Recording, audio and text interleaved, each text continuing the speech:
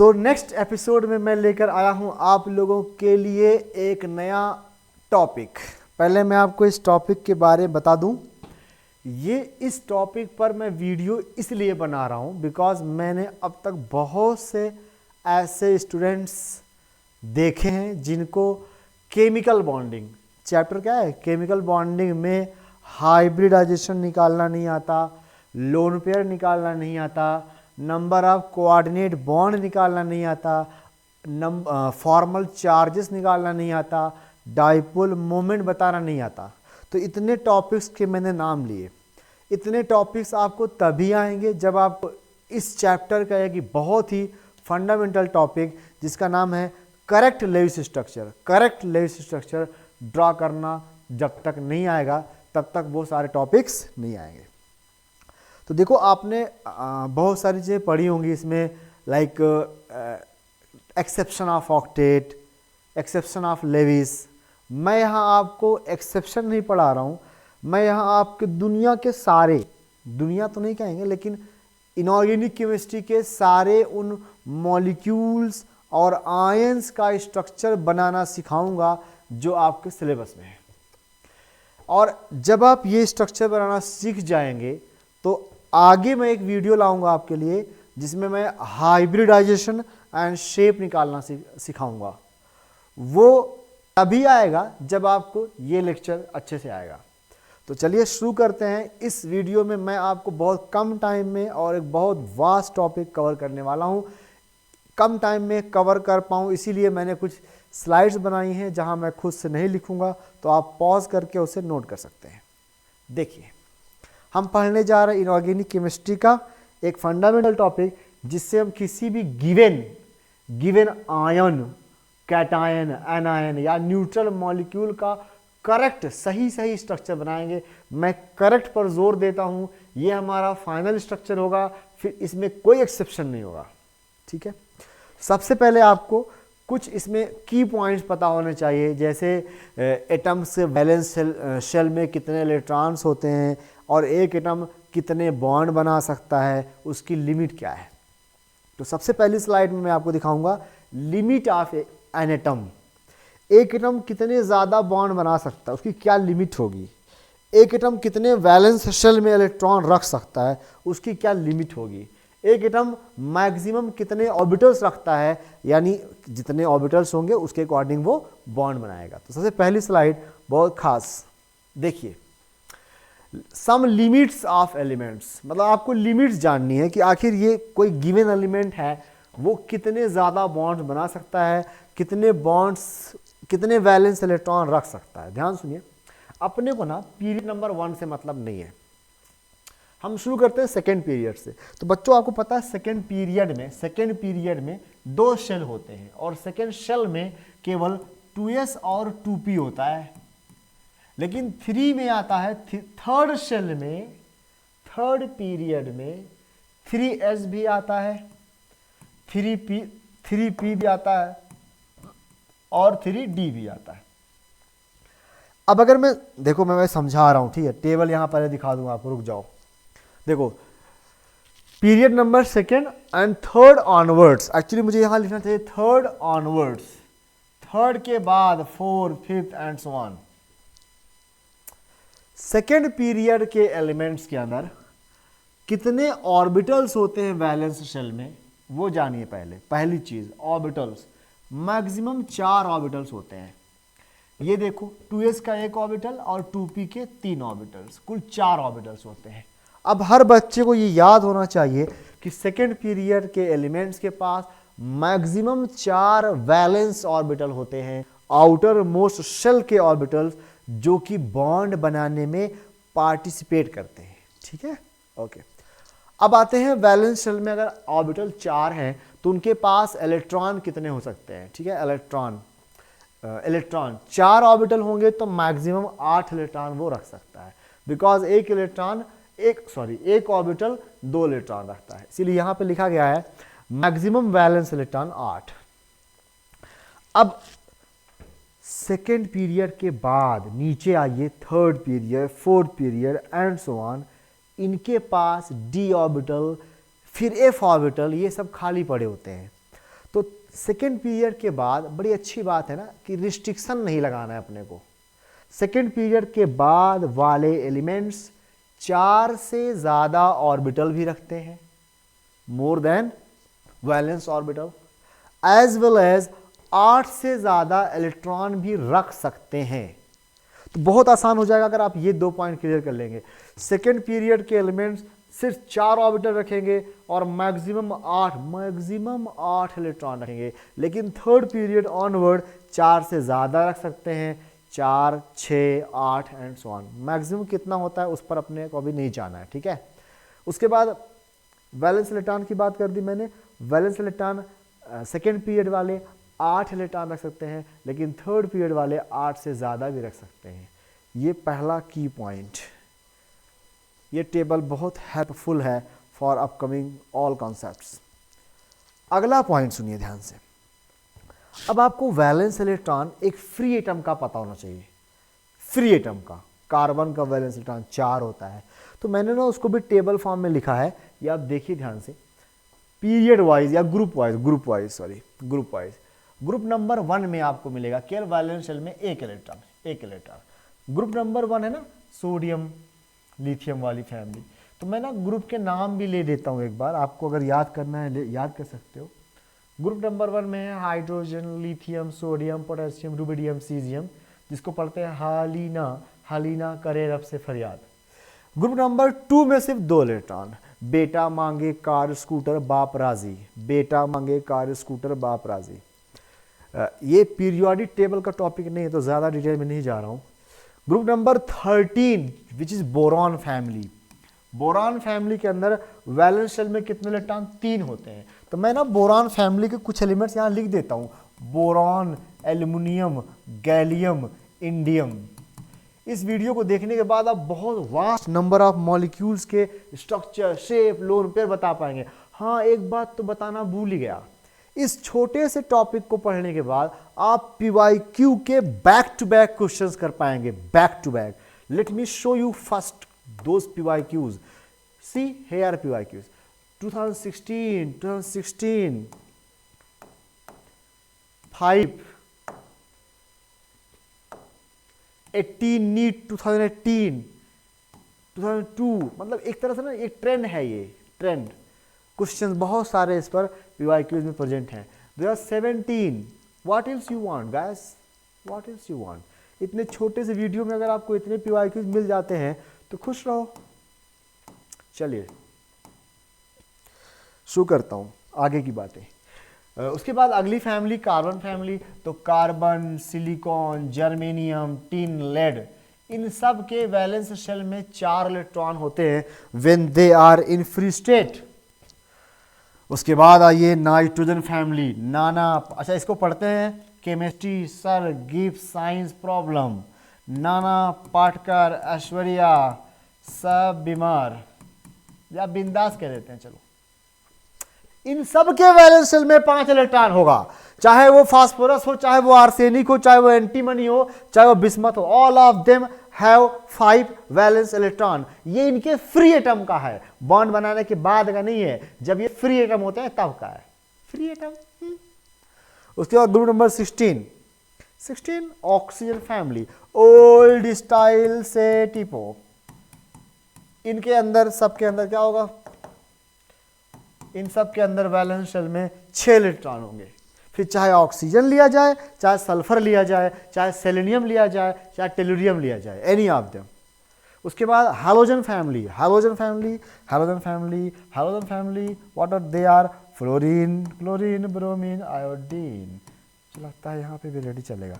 Fluorine, chlorine, bromine, iodine. Guys इन सब के वैलेंस शेल में 7 इलेक्ट्रॉन होंगे। उसके बाद 8th ग्रुप नंबर 18 यानी जीरो ग्रुप बोलते हैं उसको। जीरो ग्रुप के अंदर इनर्ट गैसेस के अंदर वैलेंस शेल में 8 इलेक्ट्रॉन होते हैं, हीलियम को छोड़ के। नियॉन से शुरू करेंगे, नियॉन, आर्गन, क्रिप्टॉन वगैरह वगैरह। अपने काम का सबसे ज़्यादा जीनॉन है, जीनॉन के वैलेंस शेल में केवल कितने इलेक्ट्रॉन होंगे? 8 इलेक्ट्रॉन, इनर्ट गैसेस के। जीनॉन का कंपाउंड, जीनॉन का ही कंपाउंड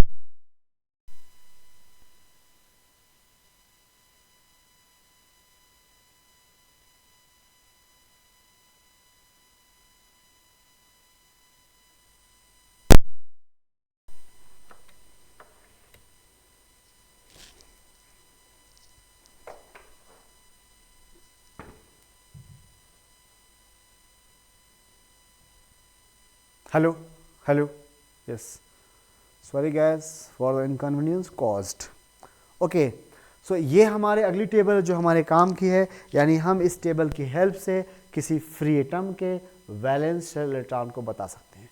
तो मैं कुछ वैलेंस इलेक्ट्रॉन को रिकॉल करूंगा। बोरॉन के वैलेंस शेल में 3 इलेक्ट्रॉन लिखूंगा, कार्बन सिलिकॉन के 4 लिखूंगा, नाइट्रोजन फास्फोरस में 5 लिखूंगा, ऑक्सीजन सल्फर में 6 लिखूंगा, हैलोजन में क्लोरीन में 7 लिखूंगा और इनर्ट गैसेस जीनॉन के वैलेंस शेल में 8 इलेक्ट्रॉन लिखूंगा। ये फ्री एटम के इलेक्ट्रॉन्स हैं। अब मैं इनको बॉन्ड में पार्टिसिपेट कराने जा रहा हूँ, ठीक है, बॉन्ड बनाने जा रहा हूँ। बॉन्ड बनाऊंगा तो वैलेंस इलेक्ट्रॉन बदल जाएंगे, फिर वो मॉलिक्यूल के वैलेंस इलेक्ट्रॉन होंगे, ना कि फ्री एटम के।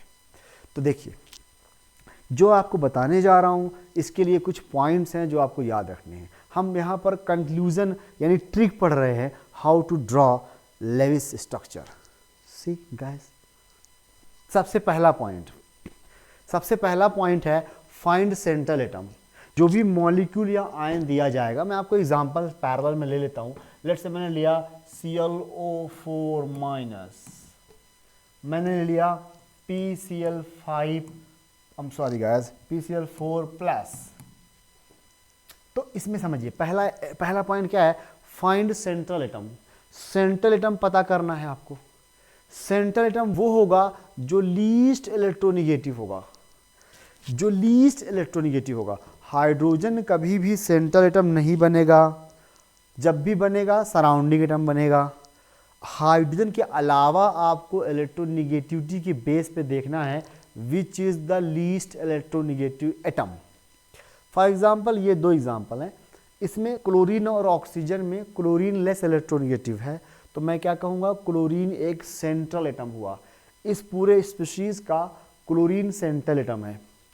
इसी तरह से PCl4 के अंदर फास्फोरस लेस इलेक्ट्रोनिगेटिव है, so phosphorus will be the central atom. तो आपको पहले फिगर आउट करना है कि विच इज सेंट्रल एटम। दूसरा पॉइंट, जो भी सेंट्रल एटम है, अब आप क्या करेंगे, right net valence electron around central atom considering effect of charge. भाई ये बात आप बहुत अच्छे समझिए, मजा आ जाएगा, सच बता रहा हूं। कार्बन के चारों तरफ ना डॉट डॉट, फास्फोरस के चारों तरफ डॉट डॉट में वैलेंस इलेक्ट्रॉन लिखना है। मान लीजिए कार्बन न्यूट्रल है तो वैलेंस इलेक्ट्रॉन आप 4 लिखेंगे, लेकिन अगर चार्ज आ जाए उस पर चार्ज, तो चार्ज के अकॉर्डिंग आप वैलेंस इलेक्ट्रॉन लिखेंगे। आपको बता दूं कि जब भी पॉजिटिव चार्ज होता है किसी एटम पर तो वो इलेक्ट्रॉन लूज कर चुका होता है। यानी अगर कार्बन पर एक पॉजिटिव लिख दूं तो अब वैलेंस शेल में इलेक्ट्रॉन 4 नहीं 3 लिखूंगा। लेट्स से मैंने क्लोरीन पर एक निगेटिव लिख दिया, तो अब वैलेंस शेल इलेक्ट्रॉन 7 नहीं 8 लिखूंगा। तो एटम का वैलेंस इलेक्ट्रॉन जो आपने पहली स्लाइड में पढ़ा वो तब लिया जाएगा जब न्यूट्रल होगा। अगर चार्ज हुआ तो अकॉर्डिंगली इलेक्ट्रॉन कम ज़्यादा कर लिया जाएगा। माइनस चार्ज होगा तो इलेक्ट्रॉन जोड़ लेना, प्लस चार्ज होगा तो इलेक्ट्रॉन माइनस कर लेना, ठीक है। दूसरा पॉइंट कैसे, अब आप एक ये सबसे बड़ा पॉइंट है पूरे टॉपिक के अंदर, सबसे बड़ा पॉइंट जो बता दूं मैं आपको कौन है, तो वो ये है थर्ड पॉइंट। अब आपको ये पता लगाना है ना कौन सा चार्ज किसका है। ये नहीं जानते बहुत से लोग। यहाँ देखो, ये माइनस चार्ज किस पर जाएगा, ऑक्सीजन पर या क्लोरीन पर। ये प्लस चार्ज किस पर जाएगा, फास्फोरस पर या क्लोरीन पर। मैंने लिया होता अगर NO2 प्लस, तो ये प्लस चार्ज किस पर जाएगा, नाइट्रोजन पर कि ऑक्सीजन पर। इस बात को ध्यान समझिए। पहले समझा देता हूँ, फिर यहाँ क्या लिखा है मैंने वो दिखा दूंगा। अगर गिवन मॉलिक्यूल में या आयन में, स्पीशीज में माइनस चार्ज है, माइनस चार्ज, और ऑक्सीजन भी है, तो ऑक्सीजन भी है और माइनस चार्ज भी है, तो वो माइनस चार्ज ऑक्सीजन पे जाएगा।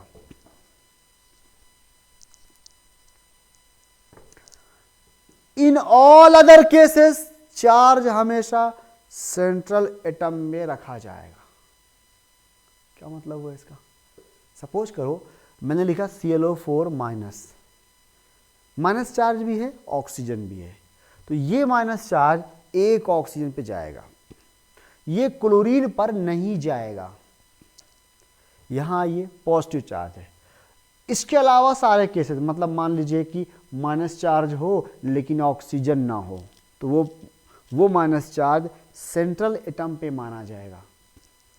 मान लीजिए पॉजिटिव चार्ज हो, मे बी ऑक्सीजन भी हो, तो भी वो पॉजिटिव चार्ज सेंट्रल एटम पे माना जाएगा। ये बात समझ नहीं आई, मैं समझ गया हूँ, फिर से बता दूँ सिंपल लैंग्वेज में कि भाई एक पॉसिबिलिटी है जहाँ पर माइनस चार्ज को ऑक्सीजन को दोगे, तो सेंटेंस में खुद छिपा है कि माइनस चार्ज हो और ऑक्सीजन हो तो मैं उस माइनस को O को पकड़ा दूंगा।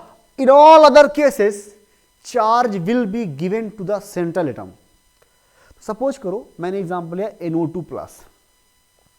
अब NO2 प्लस में क्या है, प्लस चार्ज है, ऑक्सीजन भी है, नाइट्रोजन भी है, तो प्लस चार्ज थोड़ी ना ऑक्सीजन को दिया जाएगा, यह plus charge central atom nitrogen को दिया जाएगा। यही समझा रहा था। तो इस चार्ज के इफेक्ट के बाद आपको नेट इलेक्ट्रॉन लिखना है। तो मैं बार बार ये स्लाइड आपको रिवाइज करा के आगे एग्जांपल्स कराऊंगा तो समझ में आ जाएगा। फिलहाल देखिए, अब अगला पॉइंट है।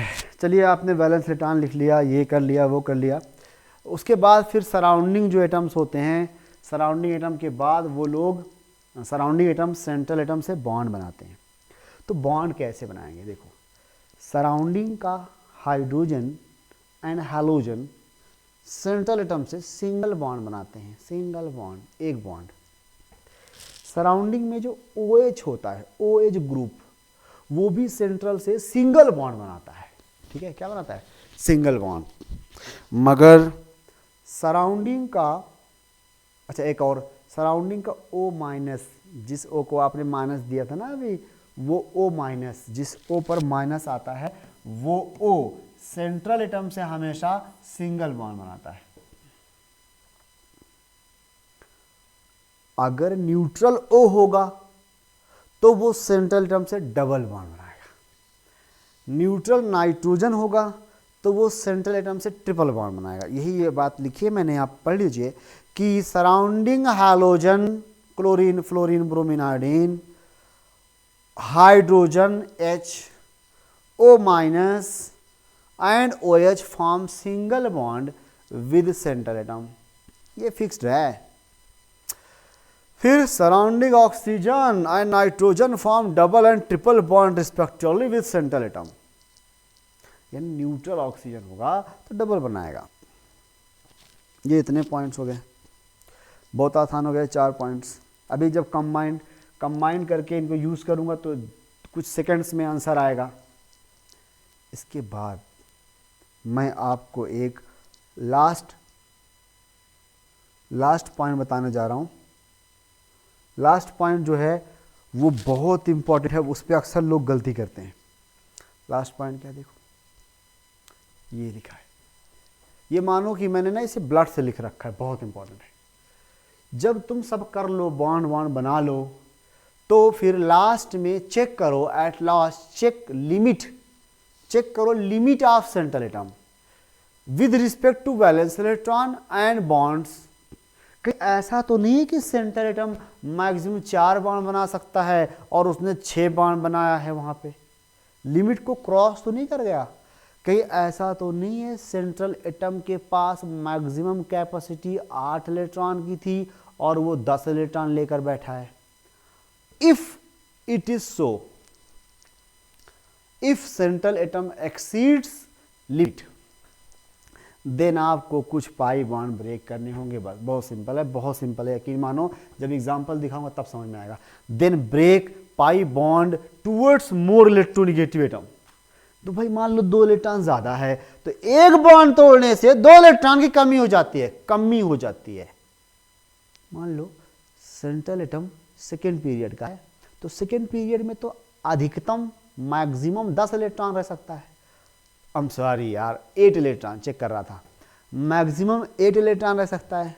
तो अब क्या हुआ, लेट्स से उसके पास 10 बैठा हुआ है, तो मतलब 2 ज़्यादा है, 2 कम करना है। 2 कम करने के लिए क्या करोगे, एक बॉन्ड तोड़ दोगे। कौन सा बॉन्ड? Pi bond. अभी समझाऊंगा, ये सारा एग्जाम्पल, सारी बातें एग्जाम्पल पे अप्लाई करूंगा। जस्ट अगली स्लाइड से एग्जाम्पल शुरू। ना रॉक ऑन। ये तो PYQs है। अभी ये तुम ऐसे चुटकी में करोगे, तुम देखो तो थोड़ा, सॉरी गाइस, थोड़ा टाइम दो मुझे। देखो बच्चों, शुरुआत करता हूँ छोटे से एग्जाम्पल से, मासूम से एग्जाम्पल से। किससे? CH4 से। सेंट्रल एटम कौन है? कार्बन। पहले फाइंड किया central atom carbon. Valence shell में कोई चार्ज मत है, मत नहीं है ना, कोई चार्ज तो नहीं है, इसलिए इस पर वैलेंस शेल के इलेक्ट्रॉन 4 रहेंगे, 4 डॉट लिखूंगा। अब बताओ, how many hydrogen atoms are there? 4। Each hydrogen will form single bond with central atom. So हम चारों हाइड्रोजनों को एक एक इलेक्ट्रॉन दे देंगे, कहेंगे लो बॉन्ड बना लो, तुम भी, तुम भी, तुम भी। खत्म। नाउ काउंट करो, कार्बन ने कितने बॉन्ड बनाए? 4। बना सकता है, सेकेंड पीरियड का है। Please do check, must check last point. Carbon 4 bond बना सकता है, उसने बना रखा है, नो प्रॉब्लम, दिक्कत कोई नहीं है। अब वैलेंस इलेक्ट्रॉन, अब बताओ, अब मॉलिक्यूल में तो एक बॉन्ड में 2 इलेक्ट्रॉन, तो 4 बॉन्ड में 8 इलेक्ट्रॉन, वैलेंस इलेक्ट्रॉन 8 हो गए, और 8 कार्बन पे वैलेंस इलेक्ट्रॉन रह सकते हैं। तो ये सही लिखा है मैंने। वाह, अगला साल सपोज करो मैंने लिया SO3, sulphur. Sulphur belongs to oxygen family. तो सेंट्रल एटम सल्फर होगा जिसके वैलेंस शेल में 6 इलेक्ट्रॉन होंगे। तो let's write 6 dots, 6 dot, 1 2 3 4 5 6। Now surrounding oxygen will form double bond with central atom, यानी एक एक ऑक्सीजन 2 इलेक्ट्रॉन ले जाएंगे और बॉन्ड बनाएंगे। तो एक डबल बॉन्ड यहाँ बन गया, एक डबल बॉन्ड यहाँ बन गया, एक डबल बॉन्ड यहाँ बन गया। Please do check the last point. क्या इसने अपनी हद पार की है सल्फर ने? नहीं। सल्फर के वैलेंस शेल में 6 इलेक्ट्रॉन रह सकते हैं, और 6 सॉरी क्या बोल रहा हूँ, सल्फर के वैलेंस शेल में 4 से ज़्यादा ऑर्बिटल होते हैं, यस। 8 से ज़्यादा इलेक्ट्रॉन रह सकते हैं, यस। तो यहाँ पर सल्फर के पास वैलेंस इलेक्ट्रॉन निकालोगे अगर आप, तो कुल कितने बॉन्ड्स हैं गाइस? वैलेंस इलेक्ट्रॉन कितने आएंगे अकॉर्डिंग टू बॉन्ड? 2 इलेक्ट्रॉन यहाँ, 2 यहाँ, 2 यहाँ, 2 यहाँ, कुल 6 बॉन्ड है तो 12 इलेक्ट्रॉन होंगे। तो ये 12 इलेक्ट्रॉन लेकर आया है, और ये एक्सेप्टेबल है। सल्फर के पास 8 से ज़्यादा इलेक्ट्रॉन रह सकते हैं। ऐसे लोग जो 8 से ज़्यादा इलेक्ट्रॉन रखें उन्हें हम हाइपर ग्रेटर, इसे हम क्या बोलेंगे? हाइपर, जिसकी वैलेंसी 4 से ज़्यादा हो, हाइपर वैलेंट। ये मॉलिक्यूल हाइपर वैलेंट है। एक एक वर्ड जो बोल रहा हूँ सब आता है एग्जाम में। चलिए अगला एग्जाम, SO4-2, SO4-2। अब SO4-2 पर बताने से पहले आपको एक बड़ी बात बताता हूँ। लोग इसमें बड़े बड़े फार्मूले यूज़ करते हैं, किताबों के फार्मूले, फिर उससे आंसर निकालते हैं। मेरी बात ध्यान से सुनिए, आप ना करेक्ट लेविस स्ट्रक्चर बनाओ जो मैं सिखा रहा हूँ। उस स्ट्रक्चर में जो चार्ज नज़र आएगा वही चार्ज उस पर्टिकुलर एटम का फॉर्मल चार्ज होगा। फॉर्मल चार्ज खत्म। तो SO4-2 का स्ट्रक्चर बनाने जा रहा हूं। सेंट्रल एटम सल्फर है, नो डाउट, लिखा सल्फर। अब मेरा सवाल है, ये माइनस चार्ज सल्फर पर होगा कि ऑक्सीजन पर होगा? आपका पक्का जवाब होना चाहिए ये माइनस चार्ज ऑक्सीजन पे होगा। लेकिन एक माइनस चार्ज आप एक ऑक्सीजन को दोगे, तो देयर आर 2 निगेटिव चार्जेस, सो 2 अलग अलग ओ पर एक एक माइनस जाएगा। तो बच्चों ये जो सल्फर है ना, इसके इलेक्ट्रॉन पर कोई फर्क नहीं पड़ा, क्योंकि सल्फर पर चार्ज थोड़ी है। तो मैं उसमें 6 डॉट लिखूंगा, 1 2 3 4 5 6। Now 2 oxygen have negative charge, तो निगेटिव चार्ज वाला ऑक्सीजन सिंगल बॉन्ड बनाएगा, कुछ इस तरह सिंगल बॉन्ड, और यहाँ पे आएगा डबल बॉन्ड, यहाँ पे आएगा डबल बॉन्ड, यहाँ पे आएगा सिंगल बॉन्ड। यही है आपके SO4-2 का स्ट्रक्चर। जिन ऑक्सीजन पर माइनस चार्ज है they will form single bond, but जिन पर नहीं है वो डबल बॉन्ड बनाएंगे। तो अब आपको मैं यहाँ पर लगे हाथों बता दूँ कि जब भी दो एटम आपस में सिंगल बॉन्ड बनाते हैं तो जनरली वो सिग्मा होता है। क्या होता है? सिग्मा। जब भी मल्टीपल बॉन्ड बनाते हैं, मल्टीपल बॉन्ड, एक से ज़्यादा बॉन्ड, तो उसमें पहला बॉन्ड तो सिग्मा होता है, बाकी सारे पाई होते हैं, बाकी सारे पाई होते हैं। तो यहाँ सिग्मा 1 है बच्चों और पाई 2 है। इस बेसिस पर सल्फेट के अंदर अगर आ जाऊँ तो सिग्मा यहाँ कितने होंगे?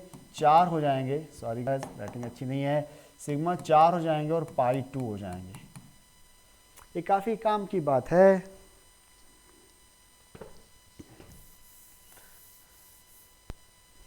अब मैं थोड़ा देखो, लिमिट सल्फ़र की लिमिट 4 से ज़्यादा बॉन्ड बनाने की है, सल्फ़र की लिमिट 8 से ज़्यादा इलेक्ट्रॉन रखने की है, इसीलिए मैंने इसमें कोई बॉन्ड ब्रेक नहीं किया।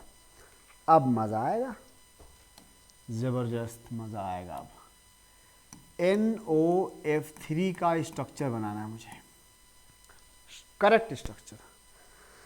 इस स्ट्रक्चर में जो फॉर्मल चार्ज आएगा, जो एटम्स पे चार्ज आएगा वही एटम्स का फॉर्मल चार्ज होगा। Let's start. तो कैसे करोगे बच्चों? सुनो ध्यान से। सेंट्रल एटम हमारा नाइट्रोजन है, ठीक, N। तो लिखा मैंने सेंट्रल एटम N, कोई चार्ज वार्ज है नहीं तो 5 इलेक्ट्रॉन लिख दोगे। अब देखो जी, एक ऑक्सीजन सराउंडिंग में है जो कि डबल बॉन्ड बनाएगा, तो कोई 2 इलेक्ट्रॉन पकड़ा दो ऑक्सीजन को, और सराउंडिंग फ्लोरीन सिंगल बॉन्ड बनाएगा, 3 फ्लोरीन के साथ बॉन्ड बना दो। बहुत अच्छे समझना ये। अब लास्ट पॉइंट नहीं भूलना है, चेक द लास्ट पॉइंट। बताइए क्या ये नाइट्रोजन 5 बॉन्ड बना सकता है? ये तो सेकेंड पीरियड का है, ये 5 बॉन्ड नहीं बना सकता। So you have to break 1 bond. Which bond you will break? Multiple bond, pi bond तोड़ना है, पाई बॉन्ड, ना कि सिंगल बॉन्ड। तो ये जो पाई बॉन्ड इसको तोड़ दीजिए। किधर की तरफ तोड़ेंगे? Towards oxygen. क्योंकि एक बॉन्ड तोड़ोगे 2 इलेक्ट्रॉन कम हो जाएगा, और N की मैक्सिमम लिमिट ही 4 बॉन्ड्स की है, तो इसको तोड़ूंगा। ये तोड़ने का गेम अच्छे से सीख लीजिए। जब आप बॉन्ड तोड़ेंगे तो जिसका इलेक्ट्रॉन चला गया उस पर पॉजिटिव चार्ज देंगे, और जिसके ऊपर गया उस पर निगेटिव चार्ज। इसका मतलब ये हुआ कि जो नया स्ट्रक्चर बनेगा वो कुछ इस तरह से होगा, 1 फ्लोरीन, 2 फ्लोरीन, 3 फ्लोरीन, और वो जो डबल बॉन्ड था वो सिंगल बॉन्ड बन जाएगा। लेकिन O पर माइनस लिखना ना भूलें, N पर प्लस लिखना ना भूलें। तुम आंखें खोलो, जो तुम्हें चार्ज दिख रहा है यही इनका फॉर्मल चार्ज है। तो नाइट्रोजन का फॉर्मल चार्ज क्या हो गया? +1, और ऑक्सीजन का -1। तो ये है NOF3 का स्ट्रक्चर। बिल्कुल मैं आपको एक एक चीज़ ऐड करता जाऊंगा, आप उसको भी अपनी कॉपी पे ऐड करते जाओ। ये सारी बातें आपको रेयरली कहीं मिलेंगी। क्या सुनिए, अगर एक ऐसा बॉन्ड दिखाया गया AB, और A पर प्लस लगा दिया गया, B पर माइनस, तो ये कोऑर्डिनेट बॉन्ड को दिखा रहा है। ये एक कोऑर्डिनेट बॉन्ड है, ये एक कोऑर्डिनेट बॉन्ड है, ये एक डेटिव बॉन्ड है, डेटिव बॉन्ड। और इसमें डोनर पर पॉजिटिव है, एक्सेप्टर पर निगेटिव है। यानी इसको मैं और कैसे लिख सकता हूँ बच्चों, समझो अच्छे से। NOF3 को मैं और कैसे लिख सकता हूँ, बहुत अच्छे समझो। N 3 फ्लोरीन नो डाउट, और एक कोऑर्डिनेट बॉन्ड विद ऑक्सीजन, इस तरह लिख सकता हूँ, that is coordinate bond. But मेरी रिकमेंडेशन क्या होगी, अगर आप आज सीखना चाहते हो तो never write coordinate bond like this. किसी काम का नहीं है ये रिप्रेजेंटेशन। काम का तो ये वाला है, यकीन मानो। इससे तो फॉर्मल चार्ज भी मिल जाएगा और आपको सिग्मा बॉन्ड भी मिल जाएगा। तो ये फिर भी बता दे रहा हूँ, लेकिन आप कभी ये लिखा ना करें ना, नेवर। बस जानकारी रखें कि वो जो प्लस माइनस का एक जोड़ा है ना, वो एक जोड़ा एक कोऑर्डिनेट बॉन्ड को दिखाता है। चलिए अगला अच्छा एग्जाम्पल जो हम बहुत सारे बच्चों को मैं क्लास में बोलता हूँ, चलो बताओ NO2 माइनस का स्ट्रक्चर, बेचारे नहीं बना पाते। NO2 माइनस, इस बार ये माइनस नाइट्रोजन पर नहीं होगा, ऑक्सीजन पर होगा।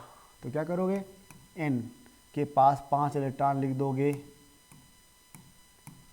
5 इलेक्ट्रॉन।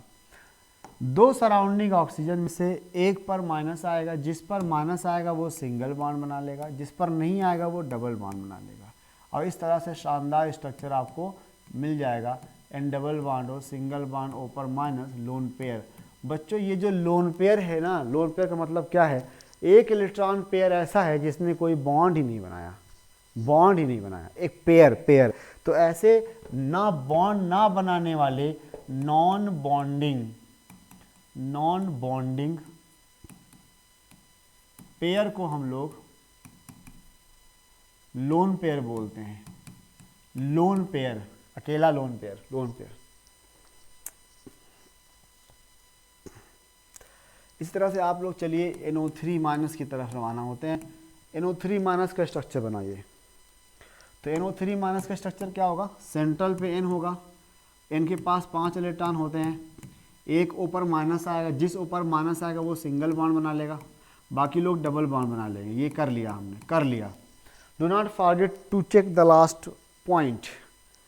अब ये 5 बॉन्ड थोड़ी बना सकता है nitrogen, so break 1 bond, this is wrong, this one is wrong, ये हमारा आंसर नहीं है, रॉन्ग है ये। इस बॉन्ड को ब्रेक करिए और करेक्ट स्ट्रक्चर ये है कुछ इस तरह, double bond, single bond, O पर माइनस N पर प्लस। तो कोई सोचे इसमें कुल कितने कोऑर्डिनेट बॉन्ड हैं? जवाब एक कोऑर्डिनेट बॉन्ड। कौन सा वाला बॉन्ड? एक प्लस माइनस का जोड़ा कोऑर्डिनेट बॉन्ड है। There is one coordinate bond या डेटिव बॉन्ड, इसी को क्या कहोगे, डेटिव बॉन्ड। और जो चार्ज आपको नजर आता है, आंखें खोलो, वही फॉर्मल चार्ज हैं। ये क्या हैं, फॉर्मल चार्जेस। नाइट्रोजन पर +1, O पर -1, O पर -1, और एक O ऐसा है जिसका फॉर्मल चार्ज 0 है। जो यार इतना आसान है, जो चार्ज आपको दिख रहा है वही है फॉर्मल चार्ज। ये बेचारे O और 0 में डिफरेंस ही नहीं कर पाएंगे। 0 है, 0। ये ऑक्सीजन है, ऑक्सीजन, वाह, ऑक्सीजन, ठीक है। NO3 minus has a coordinate bond, ये क्वेश्चन ही तो है। NO3 minus has a coordinate bond. Okay, slide change करता हूँ, बहुत से एग्जाम्पल मुझे कराने हैं। चलिए अगला बनता हूँ BF4 माइनस। BF4 माइनस में ये इस बार ये माइनस चार्ज सेंट्रल एटम को दिया जाएगा, बोरॉन को। तो बोरॉन के वैलेंस शेल में 3 होते हैं, अब 4 हो जाएंगे क्योंकि माइनस चार्ज आ गया। और ये चारों क्या करेंगे, एक एक फ्लोरीन से बॉन्ड बना लेंगे, एक एक फ्लोरीन से बॉन्ड बना लेंगे, एक एक फ्लोरीन से बॉन्ड बना लेंगे। एक अच्छी बात बताऊँ आप लोगों को, ये अच्छी बात ये है कि ये जो चारों बॉन्ड हैं, ये बन तो गए, लेकिन इसमें से एक बॉन्ड फ्लोरीन के इलेक्ट्रॉनों से बना है। बोरान के पास 3 इलेक्ट्रॉन थे, एक माइनस आया, 4 हो गए, और चारों ने बॉन्ड बना लिया। तो ये माइनस चार्ज बोरान पे लिखा जाएगा, मगर ये माइनस चार्ज एक लोन पेयर को नहीं दिखाता। पता नहीं मार्केट में उड़ती खबर आती है कि माइनस चार्ज माने एक इलेक्ट्रॉन पेयर ना, you have to think whether it is lone pair और नॉट, इट मे और मे नॉट बी। खैर, तो BF4 माइनस का स्ट्रक्चर है, सिग्मा बॉन्ड 4 आ गए, loan pair on central, loan pair on boron 0 आ गया। आपको लग सकता है कि बोरॉन पे लोन पेयर है एक, पर ना बाबू ना, एकदम सही नहीं है ऐसा। चलिए बढ़ते जाएं, कदम कदम बढ़ाते जाओ। उसके बाद आता है हमारे पास PO4-3। तो फास्फोरस ने बनाए हैं कुल के फास्फोरस के वैलेंस शेल में होते हैं 5 इलेक्ट्रॉन। ये माइनस चार्ज फास्फोरस पे नहीं जाएगा तो 3 O पे जाएगा, 3 O सिंगल बॉन्ड बना लेंगे और 1 O डबल बॉन्ड बना लेगा। ये फास्फोरस 5 बॉन्ड बना सकता है क्योंकि ये 3rd पीरियड से बिलोंग करता है। That's why this is correct structure. अच्छा जी, इतनी बात समझ आई। अगला SiO4-4, नाम तो सुना होगा, ऑर्थोसिलिकेट, खूब आता है एग्जाम में। इसका स्ट्रक्चर ये माइनस O पर जाएगा, एक O एक माइनस लेता है। सिलिकॉन के वैलेंस शेल में 4 इलेक्ट्रॉन, चारों ने एक एक O माइनस से बॉन्ड बना लिया SiO4।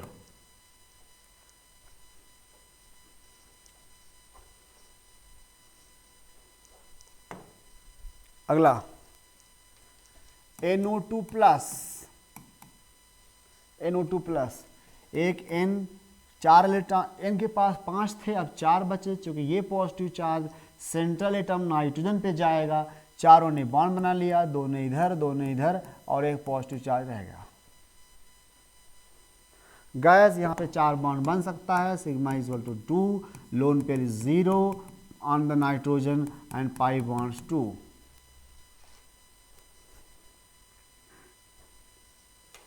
इसी तरह से अगर मैं आपसे पूछूं what will be the structure of XeF6, let's dot structure, तो जीनॉन 18 ग्रुप का है जहां पर वैलेंस शेल में 8 इलेक्ट्रॉन होते हैं।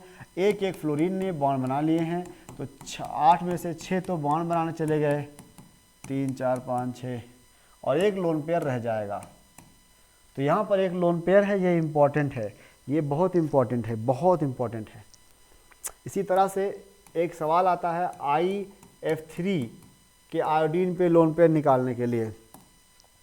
तो कैसे करेंगे, आयोडीन में 7 इलेक्ट्रॉन होते हैं, 7 में से 3 ने बॉन्ड बना लिए एक एक करके फ्लोरीन के साथ, और बच गए 4, 4 मतलब 2 lone pair, sigma 3 lone pair 2। इसी तरह से एक सवाल और बनता है IF2- या ClF2-, ClF2-, इसमें क्लोरीन सेंट्रल एटम होगा, उस पर माइनस चार्ज आएगा बिकॉज O पे आता नहीं है गैस, तो Cl पे माइनस चार्ज यानी 8 इलेक्ट्रॉन हो जाएंगे, 7 थे पहले, 8 इलेक्ट्रॉन हो जाएंगे, 8 इलेक्ट्रॉन हो जाएंगे। 8 इलेक्ट्रॉनों में से 2 ने बॉन्ड बना लिए, बाकी 6 रह जाएंगे। तो यहाँ पर 3 लोन पेयर रह जाएगा विद अ माइनस चार्ज। तो इस तरह से आप sigma bond, pi bond, lone pair निकालना सीख सकते हैं। तो आपको जो भी मॉलिक्यूल या जो भी आयन परेशान कर रहा हो, आप उसको इस कॉन्सेप्ट के बेसिस पे स्ट्रक्चर बनाइए, आप सक्सेसफुली लोन पेयर निकाल पाएंगे, सक्सेसफुली आप सिग्मा बॉन्ड निकाल पाएंगे एंड सो ऑन। चलिए एग्जाम्पल PYQ से क्वेश्चन कराता हूँ फटाफट। अब कुछ एग्जाम्पल मैं वहाँ कर दूंगा ना। सवाल नंबर 2016 का एम्स में आया था कि maximum loan pair on central atom will be present in. तो मैं आपको इन चारों के स्ट्रक्चर बनाने वाला हूँ, ठीक है। तो XeO3, तो Xe में जीनॉन सेंट्रल एटम है, 6 इलेक्ट्रॉन बॉन्ड बना लेंगे, एक O से डबल बॉन्ड और एक लोन पेयर रह जाएगा। XeF4 में जीनॉन के पास 4 फ्लोरीन है, 4 बॉन्ड बना लेंगे, out of 8 electron of xenon 4 ने बॉन्ड बना लिया, 4 ने, और 4 रह गए, 2 लोन पेयर। उसके बाद ClF3 लिखा है, ये क्लोरीन, उसके बाहर F, ClF3, तो 3 F ने बॉन्ड बना लिए और 7 इलेक्ट्रॉन में से 3 इलेक्ट्रॉन चले गए, 4 बच गए, तो 2 लोन पेयर है, 2 क्या है, lone pair.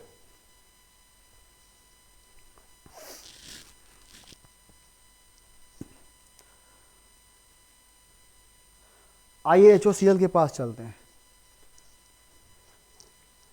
HOCl, OH single bond बनाता है, तो OH ने Cl के साथ सिंगल बॉन्ड बना लिया और उसके पास 7 इलेक्ट्रॉन, 3 लोन पेयर रह गए। अब यहाँ पर सेंटर में पता है कौन आ गया, सेंटर, सेंटर में यहाँ पर ऑक्सीजन आ गया, ऑक्सीजन। ध्यान सुनिए मैं क्या बोल रहा हूँ, क्योंकि क्लोरीन एक ही है ना, यहाँ पे अच्छे देखिए HOCl, इस बार सेंटर में जो है वो ऑक्सीजन आ गया बाय डिफॉल्ट, तो यहाँ पर 2 लोन पेयर है। तो कह रहा है कि minimum lone pair guys, minimum lone pair कहाँ है, underline minimum lone pair, minimum मतलब एक, इसमें एक ही है, आंसर इज फर्स्ट वन। कोई doubt let me know. With following molecule has more than one lone pair on central atom, more than one lone pair XeF2 के पास होगा। कैसे करके देख लो, SO2 के बनाओ स्ट्रक्चर, S के पास 6 इलेक्ट्रॉन होते हैं, 6 में से 4 ने यहाँ बॉन्ड बना लिया और 2 रह गए, एक लोन पेयर है। XeF2 में Xe के पास 8 होते हैं, 8 में से 2 ने बॉन्ड बना लिया, 6 रह गए, 3 लोन पेयर। PCl5 के पास 5, P के पास 5 होते हैं, 5 ने बॉन्ड बना लिया, नो लोन पेयर। उसके बाद IF7 के पास आयोडीन में 7 इलेक्ट्रॉन, 7 ने बॉन्ड बना लिया, नो लोन पेयर।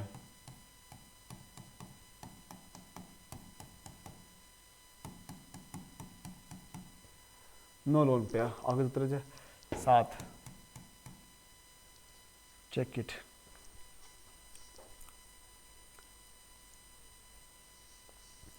तो आंसर हो गया क्लियर ना, सेकेंड आंसर है इसका, सेकेंड इज द आंसर। थोड़ा और ठीक कर लेते हैं, तो ये सब क्वेश्चन आप फेयर पे अच्छे से लिखिए, do not underestimate a single question. If you want to learn chemistry, stay connected, stay tuned, subscribe करें, लाइक करें, शेयर करें और बेल आइकन को प्रेस करें।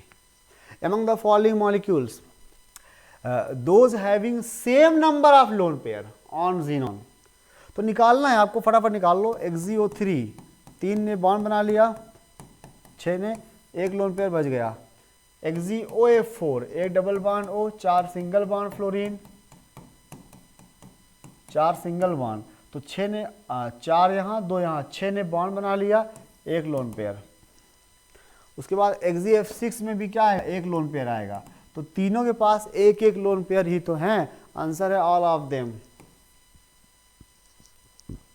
खुद से करो, खुद से। अगला सवाल कह रहा है कि with following contain only sigma bond, कहाँ पे सिग्मा होगा सिर्फ, तो SiCl4 में सिर्फ सिग्मा होगा, ठीक है, बाकी में पाई भी होंगे। ये आप करके देखिए, सबके लिस्ट स्ट्रक्चर बनाइए, आंसर मिल जाएगा। उसके बाद in the structure of ClF3, कोई दिक्कत नहीं भाई, ClF3 आपका फेवरेट, 3 फ्लोरीन ने बॉन्ड बना लिया, क्लोरीन के पास 7 इलेक्ट्रॉन थे, 3 ने बॉन्ड बना लिया, 4 बच गए, 2 lone pair. Lone pair on electron central chlorine 2, answer 2, 2018 NEET. अब क्या चाहिए जीवन में, ये ले लो। उसके बाद इसमें आइए NO3 माइनस के, आपसे पूछा है इन NO3 minus ion number of bond pair and lone pair electron and nitrogen atom, bond pair and lone pair. तो जब आपने स्ट्रक्चर बनाया था अभी तो उसको देखो जाके एक बार, NO3 माइनस ऐसे बना था, O माइनस माइनस प्लस, इस N के पास अब कोई इलेक्ट्रॉन नहीं बचा, ठीक है, तो लोन पेयर 0 होगा, लोन पेयर 0 होगा। और नंबर ऑफ बॉन्ड पेयर मतलब 2 बॉन्ड नहीं, बॉन्ड पेयर इलेक्ट्रॉन है, एक्चुअली शॉर्ट में लिख देते हैं बॉन्ड पेयर। तो एक बॉन्ड में होता, एक बॉन्ड को आप एक बॉन्ड पेयर कहोगे, एक बॉन्ड को आप एक बॉन्ड पेयर कहोगे, क्योंकि एक बॉन्ड में एक इलेक्ट्रॉन पेयर होता है, जिसको बोलते हैं बॉन्ड पेयर ऑफ इलेक्ट्रॉन। तो यहाँ पर बॉन्ड पेयर 4 होंगे, आंसर है 4th। एक बॉन्ड को आप एक बॉन्ड पेयर कहोगे, हैं? इतना समझ नहीं पा रहे हो आप लोग? ओके, ये बड़ा बढ़िया सवाल है भाई, ये ओजोन बड़ा पसंद करता है एग्जाम वाला भाई, ओजोन, लोग ओजोन में फ्यूज हो जाते हैं ना, तो मैं ओजोन का स्ट्रक्चर सिखाता हूँ आपको, बढ़िया ध्यान समझिए। O3 3 ऑक्सीजन एटम्स, तो इन 3 में से एक O को सेंटर में ले लीजिए, बाकी 2 को सराउंडिंग में। तो भाई 6 इलेक्ट्रॉन में 2 यहाँ चले गए और 2 यहाँ चले गए, 2 चले गए और 2 बच गए 6 में से। अब आपको चेक करना है आखिरी पॉइंट, सेंट्रल ऑक्सीजन 4 बॉन्ड बना के बैठा है, एक लोन पेयर रख रहा है, तो 4 बॉन्ड एक लोन पेयर यानी 10 electron, which is not possible. I repeat, central oxygen के वैलेंशियल में 10 इलेक्ट्रॉन दिखा रहा है, जो कि मुमकिन नहीं है। इसलिए क्या करोगे, एक बॉन्ड तोड़ दो, एक बॉन्ड तोड़ दो, crack, and this is a coordinate bond. गरीबो, ऊपर माइनस ऊपर प्लस, इवन यहाँ एक लोन पेयर भी है, ये कोऑर्डिनेट बॉन्ड है। अब जो कुछ पूछ रहा है बता दो फटाफट। नंबर ऑफ सिग्मा बॉन्ड 2 हो गए और पाई बॉन्ड 1 हो गया। सिग्मा बॉन्ड 2 हो गए, पाई बॉन्ड 1 हो गया। This is wrong, correct one is this, there is one coordinate bond and you can check the formal charge, whatever charges are there, 0 charge, +1 and -1, इसका formal charge 0, इसका +1, उसका -1। हाँ, तो मैं सवाल नंबर ऑप्शन नंबर कौन सा करेक्ट होगा, 2 सिग्मा 1 पाई, 2 सिग्मा 1 पाई, सेकेंड ऑप्शन, 2008 की बात है। Which of the following species contains 3 bond pairs and 1 lone pair around central atom. तो ये आप आराम से करिएगा, ट्राई घर पे निकल आएगा, ठीक है। 2012 का सवाल है।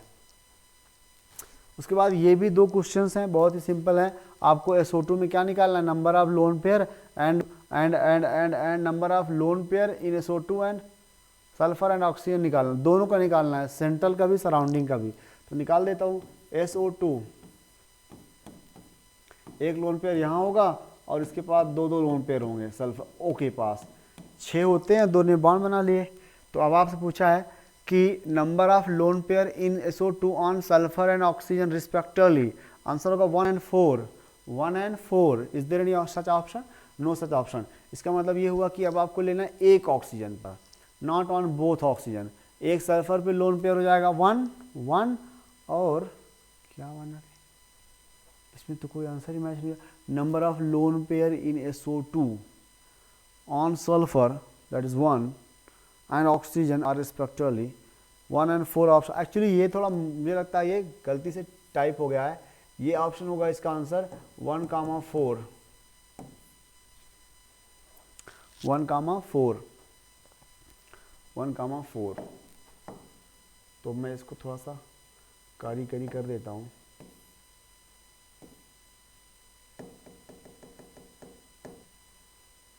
तू जाने ना,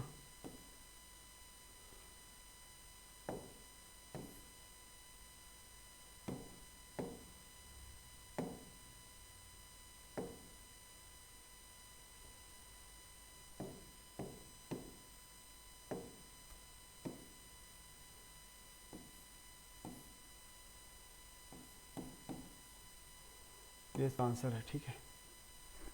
नेक्स्ट, ये आपको जो चार्ज दिख रहा है वही फॉर्मल चार्ज है। मैं बार बार चिल्ला रहा हूँ, तो आपको सल्फर पर कोई चार्ज नहीं है, तो आंसर 0 है। ये 2 सवाल फॉर्मल चार्जेस के हैं, आप ये करके देखिएगा अपने हिसाब से, दोनों मैंने पढ़ा दिए हैं। अब एक चीज़ और आखिरी सवाल करा के देता हूँ, चलता हूँ फिर आगे। वो है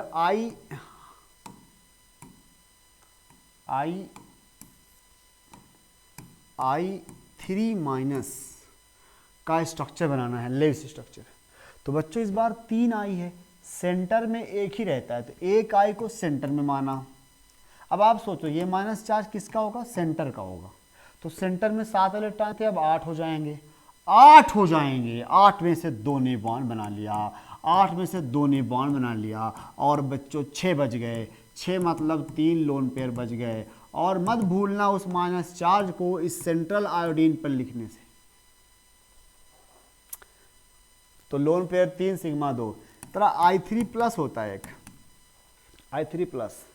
यहाँ भी सेंटर में आयोडीन होगा, लेकिन इस पर प्लस चार्ज आ गया, तो बच्चे 7 इलेक्ट्रॉन से 6 ही बचे। अब 6 में से 2 ने बॉन्ड बना लिया, I'm sorry 2 ने बॉन्ड बना लिया और 4 बच गए, तो 2 लोन पेयर रह जाएंगे विद अ पॉजिटिव चार्ज।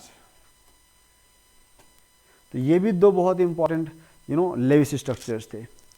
तो अगर आप लेविस स्ट्रक्चर को अच्छे से रिवाइज करते हो, प्रॉपर समझते हो, तो आने वाला एक वीडियो होगा हाइब्रिडाइजेशन एंड शेप का। इतने ही टाइम में मैं आपको सारा हाइब्रिडाइजेशन एंड शेप बताने की कोशिश करूंगा। तो तब तक के लिए इसको रिवाइज करते रहें। Thank you so much for your cooperation.